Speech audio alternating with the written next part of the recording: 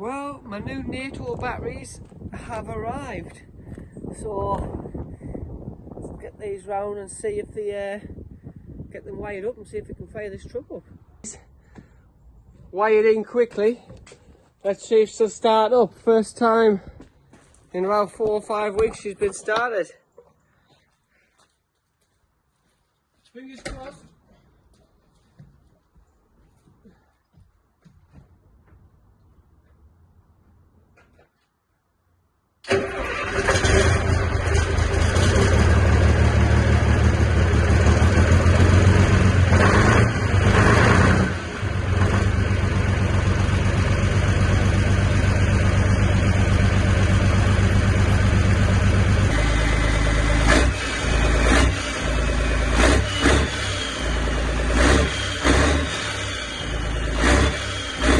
Looks like that's all it needed, a couple of new batteries sticking on it.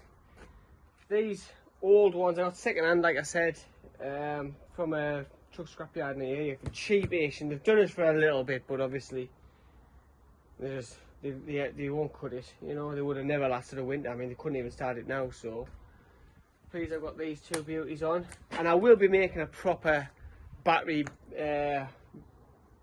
case or battery stand for them, probably somewhere. I don't know where yet, but yeah, so at least that's one job jobbed.